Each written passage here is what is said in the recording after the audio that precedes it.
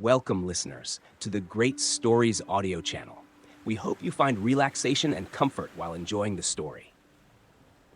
The breeze rustled through the golden barley, the waves of grain whispering like a gentle song from the earth and sky.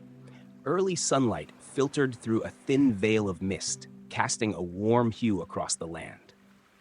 In the middle of the field lay a figure on her side. Her dress was torn, her body disheveled, yet she radiated an unexplainable aura that made it impossible to look away. She awoke to murmurs echoing in the distance, her heavy eyelids straining open against the glaring light, greeted by the earthy scent, the fragrance of ripe grain, and birdsong calling to their flocks, awakening every dazed sense. Where is this place? Tamoktum struggled to sit up, placing a hand on her round, swollen belly, a clearly pregnant belly. Her breath hitched, eyes widening in shock. Pregnant? Impossible. She had never been intimate with anyone, never crossed the line. Yet here she was, 6 months pregnant in a world completely foreign to her. There, someone, a woman. Heavens, a pregnant girl? What's she doing out in the middle of a field like this? The villagers' voices grew closer. Moktum looked around in panic, trying to flee, but her body was too weak. An old woman approached with a bundle of herbs in her hand, her gaze a mix of surprise and suspicion. "Miss, what's your name? Why are you out here alone, and with such a big belly?" I don't know."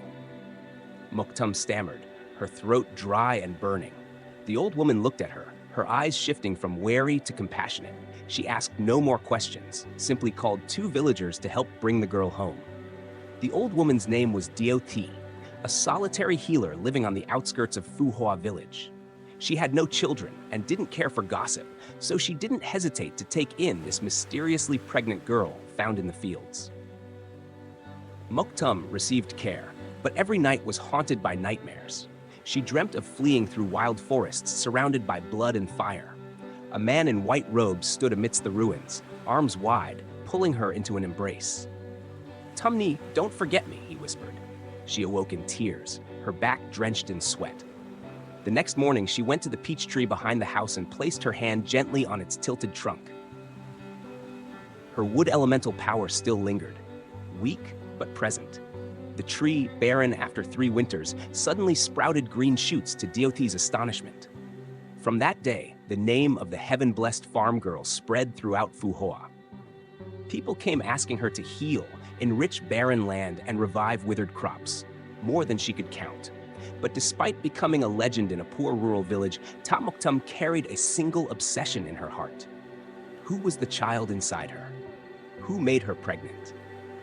And most importantly, why couldn't she recall the face of that person? One autumn night under the high moon, Moktum stood by the well behind the house, her hand resting on her belly. "Who are you? Whose child are you?" she whispered. From the shadows, a warm, deep voice rang out, as if etched into her soul. "The child in your womb carries divine blood, and you are the only one who can preserve my soul." She spun around. No one there. Only wind rustling through bamboo and the moon casting her reflection in the water, beautiful, pure, and filled with sorrow. The night was still as a quiet lake, broken only by the chirping of insects and the rustle of leaves in the peach grove. Tamoktum sat by the window, moonlight highlighting her exhausted yet stunningly beautiful face. Since Dioti had taken her in, she'd tried hard to adapt to this new life, a primitive, agrarian, ancient life. But in those days, she also began to notice something strange within her. There was no electricity, no cars, no pollution here. Only something she had never encountered in the modern world: spiritual energy. It hovered invisibly like mist, gently swirling in the air, as if waiting for her to absorb it. And whenever she used her wood-based power, the plants reacted far more strongly than before, almost reaching toward her like children seeking their mother. Once, she pressed her palm absent-mindedly on a withered willow tree. Within seconds, its black, brittle branches cracked open to reveal tender green buds. Dioti nearly dropped her bowl in shock. "Hey, a fairy! You must be a fairy in disguise!" Tamoktum said nothing. She didn't know either why her powers had become so unfathomably strong. In her old world, she had revived rotting trees and stopped epidemics in slums with just a touch. But here, a mere thought could resurrect entire groves. And what worried her most was the child in her womb. Every time she used her power, her belly would warm, as if something within responded in kind. Sometimes she dreamt of brutal battles, skies soaked in blood, gods falling, a broken sword piercing her soul. You may not remember me, but this child is the final pact between two worlds. You are the only bridge. These dreams came night after night. The child inside her grew steadily, but unlike any normal fetus. The spiritual energy around her thickened. On full moon nights, she saw pale blue light like mist radiating from her belly, enveloping the entire cottage. Deoti began to grow afraid. Though she cared for Moktum, the villagers were not so open-minded. A strange woman, pregnant with no known father and powers beyond understanding. If exposed, she might be seen as a demon or a sacrificial offering. Then one morning, as Moktum was tending the backyard, the sky trembled. A fierce wind tore through the heavens, followed by a swirling vortex of brilliant blue and violet light. From within the vortex, a figure flew across the sky, cloak billowing, eyes cold as ancient frost. He hovered above, his gaze fixed on her like he'd waited an eternity. Ta Moktum trembled. In that moment, she didn't know why her heart clenched so painfully, as though she had known him for a very, very long time. The man descended soundlessly, his white boots touching the earth. "I've finally found you," he said. His voice was low and calm, but overflowing with emotion, like a call from the depths of memory. Ta Moktum backed away, eyes wide in panic. "Who are you?" The man didn't answer, only stepped closer, his sorrowful gaze resting on her belly, where the warmth of life still pulsed. "That child is mine, and you were once my wife, the one who forsook the heavenly path to be reborn in the human world for me." His words struck like thunder from a clear sky. Ta Moktum could hardly breathe. "What nonsense are you saying? I don't know you." The man gently took her hand, as if afraid she might break. "My name is Liamthung, the last of the god race, and you were a celestial maiden who defied destiny to descend and give me a second chance. But your memories were exchanged." The sky rumbled. A bolt of lightning split the heavens, as if even fate itself resisted the truth being revealed. She stood there, tears falling for reasons she could not understand, for a stranger, for a forgotten past, and for the unborn child carrying divine blood. Cold winds began pouring down from the western mountain, dark clouds veiling the sun, turning a bright morning into gloomy dusk. Facing Liamthung, Ta Moktum shivered. His words had shaken her to the core. Gods, wives, reincarnation, lost memories, this wasn't a dream. She knew it. For nothing since crossing into this world had ever made her heart beat this fiercely. No gaze had ever made her tremble like his. Liamthung drew out a shattered piece of jade from his sleeve, shimmering like a broken star. "This is your soul jade. It was with me for over 1,000 years, but to save me, you abandoned your heavenly fate and entered mortal rebirth." Her memories from her past life had been sealed. Ta Moktum stared at the jade shard, her hand unconsciously clutching her belly. Inside, the baby kicked violently. The spiritual energy surrounding her trembled, seemingly responding to the shard's presence. If all of this was true, she choked up. "Why can't I remember anything? Why did you let me cross time and space alone, carrying this child in solitude?" Liamthung's eyes were filled with agony. "I once brought you with me, but the flow of the immortal path tore us apart. It took me 300 years to open a rift and reach the mortal world to find you again." The wind howled louder, and peach blossoms fell like the tears of heaven. Just then, a dark, killing intent enveloped the garden. Trees bowed and bent. Liamthung grabbed Moktum's hand tightly, silver light flashing in his eyes. A figure from the Blood Demon clan appeared. Cloaked in black, eyes red as blood, a long scar marring his face. His aura was filled with hatred and venom. He sneered, "You think leaving the immortal realm can change fate? The blood seal still lingers in your body. Once the child is born, the demon realm will obtain a divine demon bloodline." "How long do you think you can keep running?" Moktum stepped back. Liamthung immediately moved in front of her, forming hand seals. A green formation circle appeared beneath his feet. You dare step into the mortal realm. You seek death. The shadowy figure laughed mockingly, but as he prepared to strike, Moktum's belly emitted a blinding light, brighter than any falling star. Both the black-clad figure and Liamthung froze. In that moment, fragments of memories surged within Moktum's mind.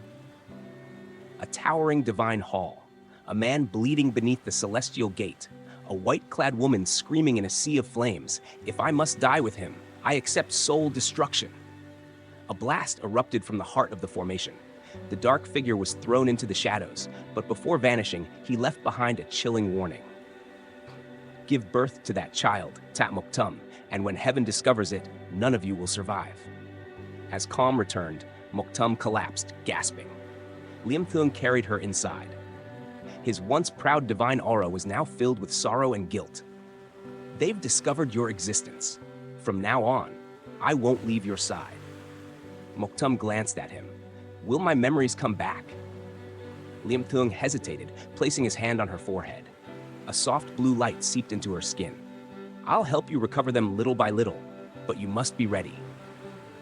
That past holds not only love, but blood and tragedy. Tat Moktum closed her eyes. For the first time, she wasn't afraid.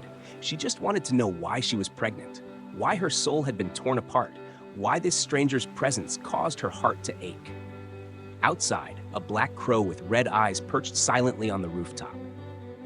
Deep in the western forest, a silver-haired woman with half her face burned sharpened a long blade, muttering, "You finally returned, Tat Moktum." Night fell, wind howled. In a dim room lit by oil lamps, Moktum lay pale and asleep on a wooden bed. Liamthung sat beside her, his eyes turbulent, reflecting a slowly awakening past. He opened a purple sandalwood box containing 12 silver needles. He placed each needle at the acupoints around her forehead, guiding the sealed memories back. As the final needle pierced, her body convulsed. Sweat poured, her face twisted in pain. A scene unfolded in her mind. A man in white stood before the divine tribunal, judged by 3,000 celestials. A cold voice rang out. Heaven does not permit this, breaking celestial law, loving a mortal, defying fate, corrupting a divine fetus. Her eyes were red as she was shackled in the celestial hall. No, it was my fault. Please don't punish him. But all pleas were drowned out by the sound of divine bells. Liamthung, the war god, was banished from the celestial gate. She, the wood spirit goddess, was expelled, her soul cast into reincarnation.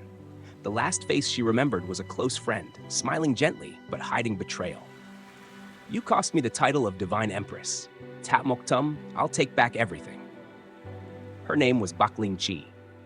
She had once been Moktum's confidant in the divine realm, but envy over her love for Liamthung turned her cruel. She orchestrated the betrayal, leading Heaven to discover the forbidden romance. As the brutal memories returned, Tat Moktum shot upright, screaming, "Linchi, it was you?" Liamthung held her, infusing calm energy. You remember now. Don't let rage consume your soul. The child's bloodline is too fragile. If the turmoil continues. He trailed off, pained.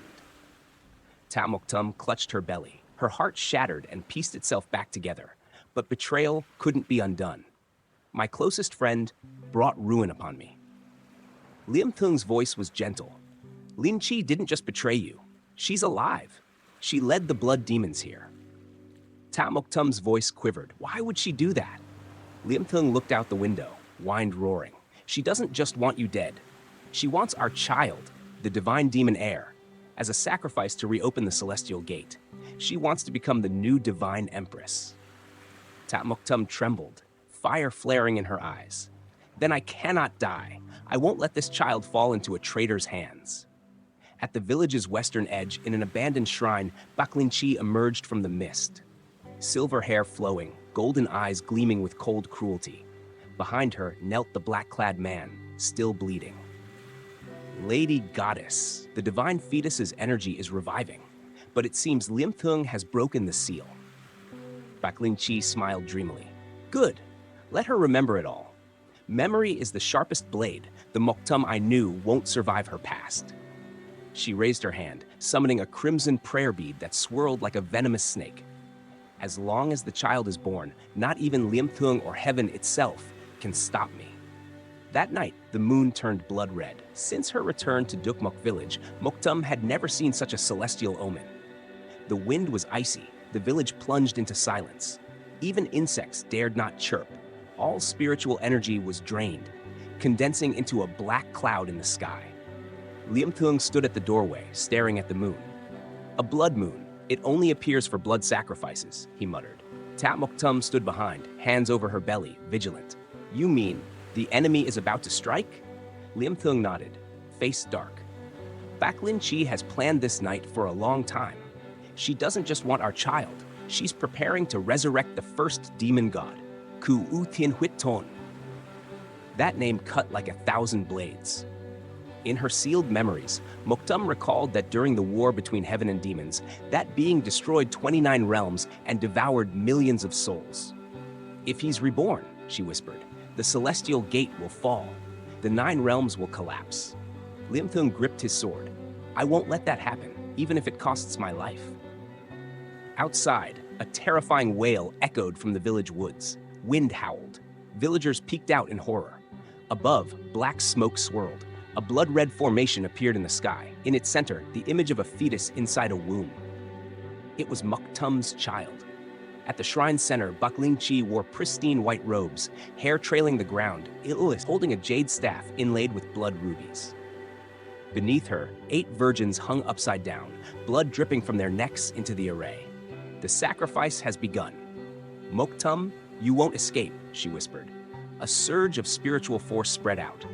From the dense woods, red thorn trees sprang up, sealing the village's paths. Each leaf was like a demon's fang, shredding beast and man alike. Liamthung placed a hand on Moktum's forehead, transferring energy. Listen to me. I'm sending you to a safe place, but you must start cultivating again. The child can only survive if you awaken your full wood spirit root. Tat Moktum gritted her teeth. And what about you? You'll stay behind to stop Lin Chi? No, we leave together. Before she could finish, a green light shot from Liamthung's hand into her heart. In that moment, her body turned light as mist. Moktum, I give my life for you and our child. Darkness swallowed her. When she awoke, she lay in an ancient forest. Water trickled nearby. A green vine formed barrier cradled her and her unborn child. A deep voice echoed from above. Awaken, descendant of the wood deity. It is time you become the true ruler of the Mokkain. The night sky burst into blood-red light. In the distance, a sword as long as the Milky Way struck the shrine where Baklin Chi's ritual had begun. The battle between love and betrayal, light and darkness, had begun.